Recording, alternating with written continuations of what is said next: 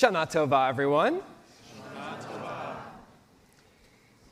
In my office, I have a drawing that's hanging up that was a gift from my cousin when I was ordained. And at first, it took me a little while to figure out exactly what was going on in the drawing.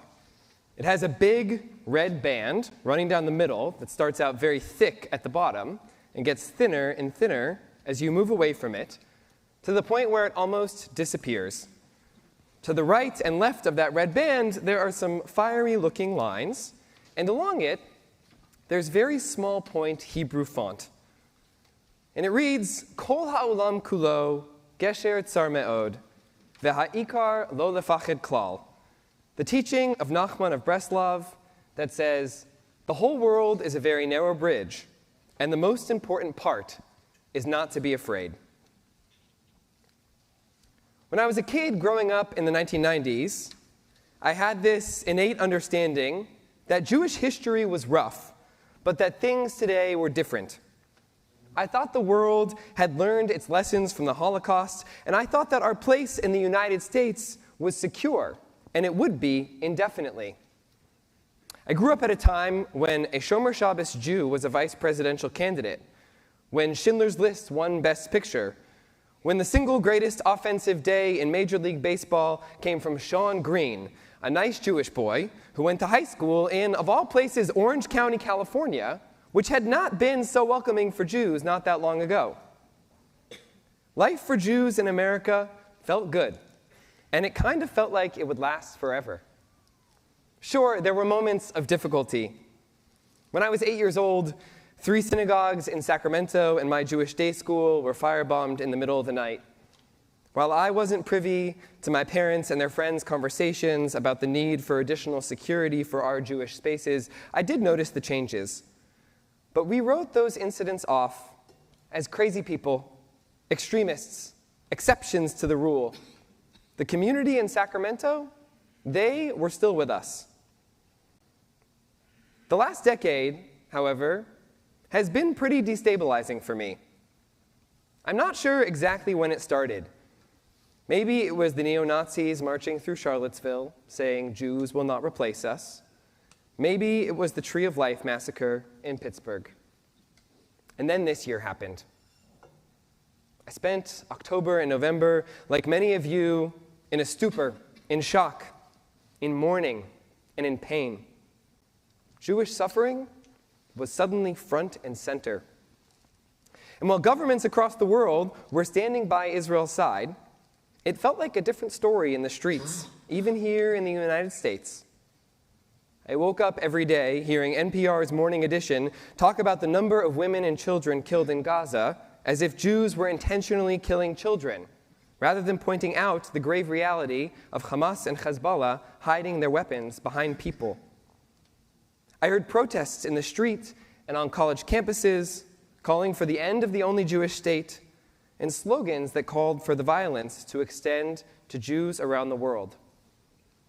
Our community is still reeling, still feeling anguish from the suffering of Jewish people abroad, still worried about young soldiers sent into battle, still grieving for the lives lost nearly 1 year ago, still depressed thinking about the suffering of the hostages held for nearly an entire year in the pits of hell, and still concerned for innocent people in Gaza who've been killed and those whose lives have been destroyed by the ongoing war.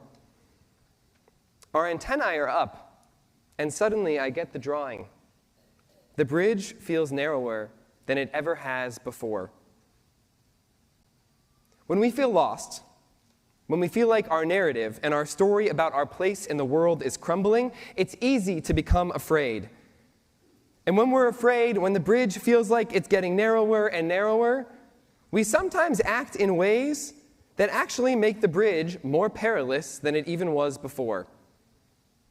But the good news for us is that this is not the first time in Jewish history that our people have felt as though our story is crumbling and our bridge is getting narrower.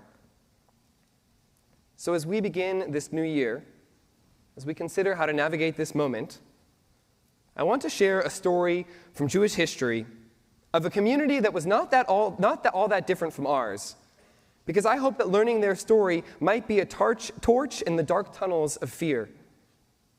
I want to tell you the story today of the Jews of Amsterdam in the 1600s.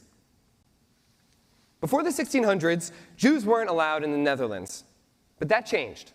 And many Sephardic Jews, who'd been forced to convert to Christianity 100 years earlier, but secretly retained their Jewish identities and practices, they were able to escape from Spain and Portugal and find a new home in Amsterdam. There, these forced converts could once again openly live Jewish lives. And the second they were free, they thrived. Like us in Dallas today, the Jews of Amsterdam played a significant role in the city's economic development and the growth of the mercantile class. Like us in Dallas today, the Jews weren't forced to live in a ghetto, but they did tend to congregate in a few particular neighborhoods. And like us in Dallas today, the Jews of Amsterdam asked a lot of questions about what it meant to be Jewish. But there was one question above all else the community had to grapple with. While we are thriving here in Amsterdam, we know that Jews elsewhere are suffering. How do we reconcile our relative success in the world with the suffering of Jews in other places? The 1600s wasn't an easy century for our people.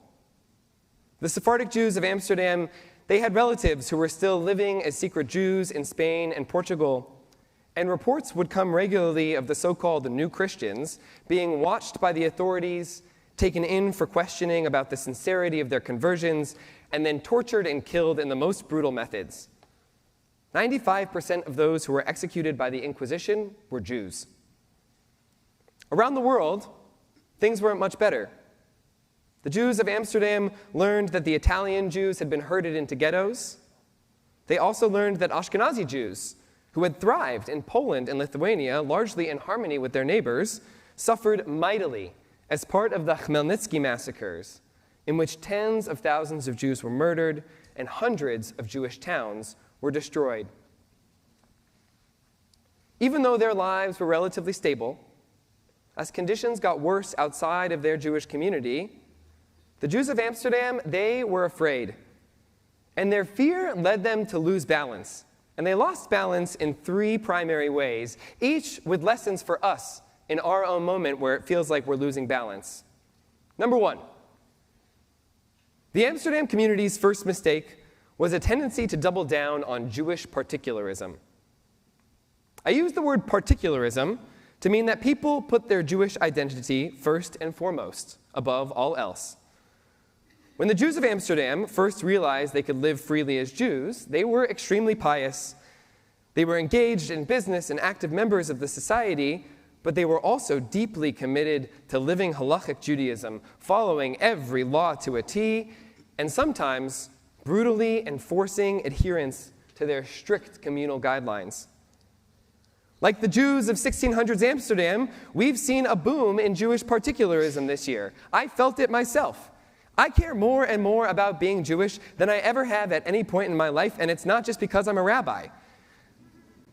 I've seen it from so many people, so many of you, who are seeking to engage more with their Jewish identity after this year. Fear about the Jewish future naturally drives many of us to care a lot about Judaism and the Jewish people.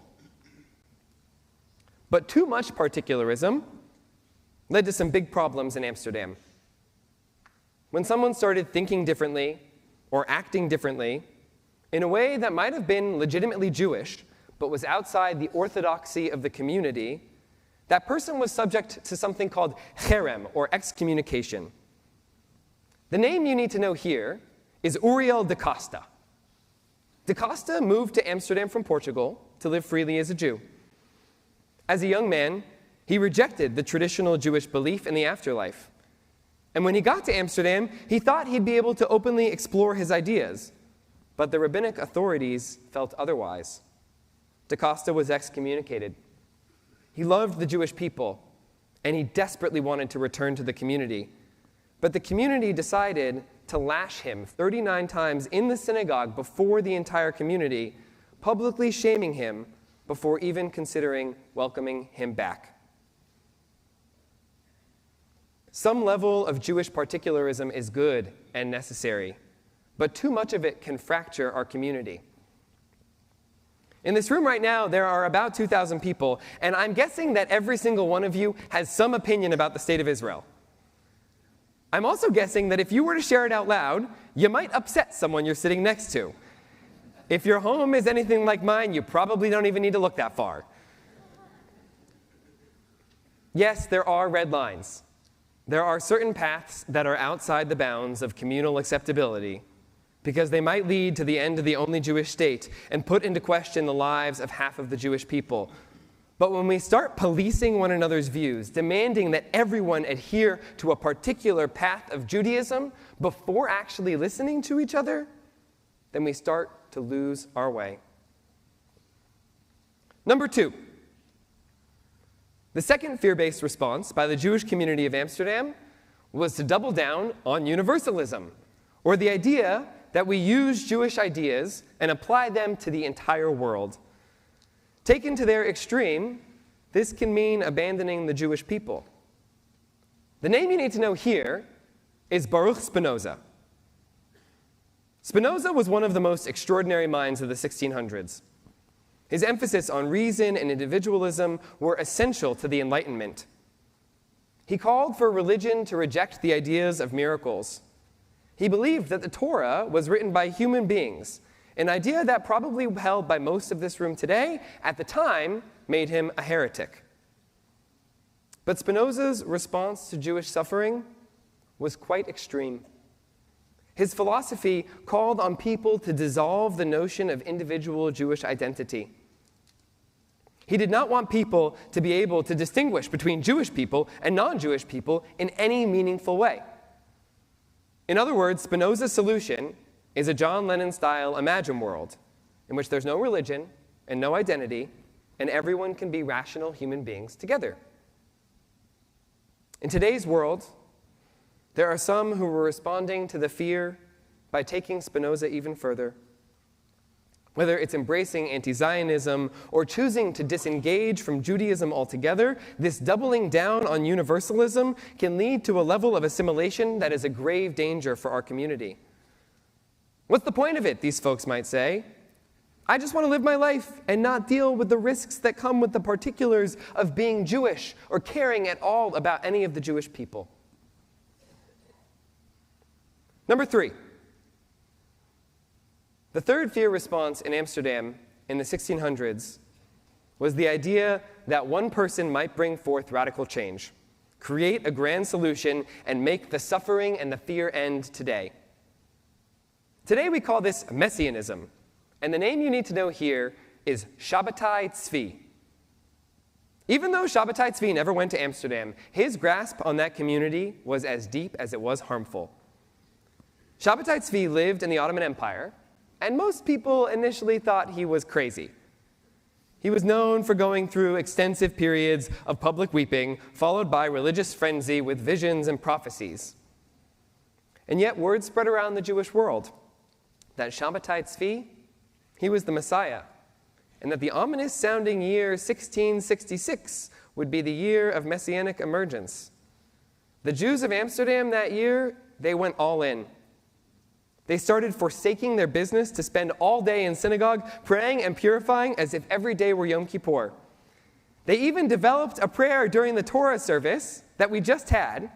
They called in that prayer, Shabbatai Tzvi, the Messiah Redeemer and the Messiah King. Now, we might look back at the Jews of Amsterdam with judgment and wonder, what on earth were these people thinking?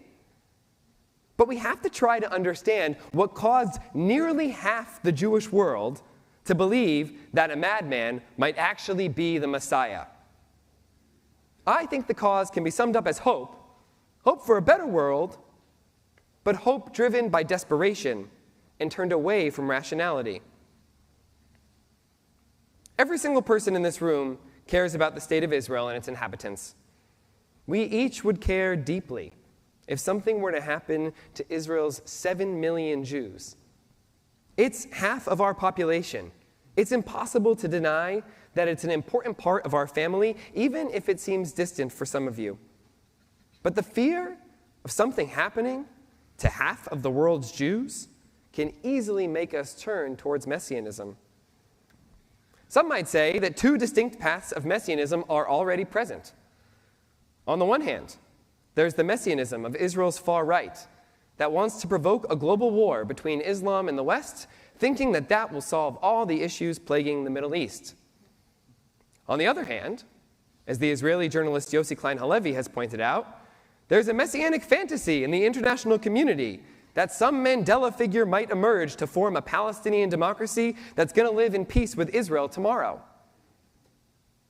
I admit that I have gone down both of these messianic paths in my head at some point in the past year. It's easy to get sucked into messianism in times of trouble, to grasp onto grand solutions, to hope and pray that there will be an easy answer, and maybe even one person's going to bring it about. But as the Jews of Amsterdam so poignantly remind us, it's essential not to get caught up in the easy answer of messianism when we are afraid. What can we learn from these three paths taken by our ancestors in the Amsterdam Jewish community? In response to fear and suffering, in response to feeling like your world is crumbling, it's easy to lean too heavily one way or the other. We can lose our balance, and that can make walking on the narrow bridge even more tenuous. But if we find the right balance between particularism and universalism, and even a dose of messianism, a dose of optimism that it might just get better, that is exactly what our Jewish community needs when we are most afraid of the whole world and we feel like it's all just one very narrow bridge. This is exactly what the great leader Hillel taught us when he said, "If I am not for myself, who will be for me?" This is a healthy dose of particularism. Sometimes we need to stand up for ourselves, to care about the Jewish people, and that's okay. But if I am only for myself, what am I? This is healthy universalism. If we only look after our own and forget about others and their suffering, then we might find ourselves lost. And if not now, when? This is a healthy dose of messianism.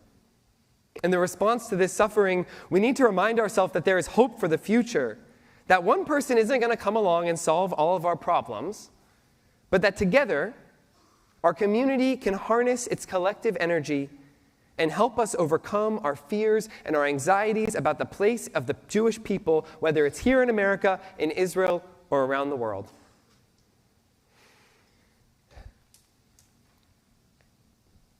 At the very end of the archaeology wing of the Israel Museum in Jerusalem, there are two tiny, unassuming amulets that are easy to miss, but are also, I think, the most important find in the entire museum. These two amulets were discovered in an archaeological dig in a place called Ge Ben Hinnom, a small valley just outside Jerusalem. When you walk out of the old city through the Jaffa Gate and you turn south and east, you're walking into Ge Ben Hinnom. According to Jewish tradition, it's the place where the Canaanites used to sacrifice their children to their god Moloch, hoping it would bring about fertility. The Jewish tradition is so opposed to child sacrifice that our word for hell is Gehenna. And yet, in this place where unspeakable things happened, 2,700 years ago, there was a home. And in that home, someone purchased two little silver amulets that happened to be the oldest extant copy of any text of the Torah, and it had just 15 words inscribed onto it. It said, Yivarechecha Adonai v'yishmerecha, Ya'er Adonai panav elecha v'chuneka, Yisa Adonai panav elecha v'yasem lecha shalom. May God bless you and keep you. May God's light shine upon you and be gracious unto you. May God's countenance be with you and bring you peace. The story of the Jewish people is the story of standing in the pits of hell, standing in a world that is full of extraordinary suffering and calling out for God's light and for God's peace. It's remembering that there is value in finding balance in our understanding of who we are as Jews and using that balance to bring light into the world, light that can sustain us when the fear of the narrow bridge seems like it's too much, Light that can shine down on the entire world, not just the Jewish people. And light that can provide hope, even in the darkest tunnels, when it feels like everything we know about the world is falling apart. May this new year be a year of balance for each of us. Because when we feel a sense of balance of what it means to be Jewish, when we feel a sense of balance about our own place in the world, we can find that sense of shalom, that sense of peace. And like our ancestors in Amsterdam and Jerusalem and everywhere else, may we inspire others to find it too. Shana Tova.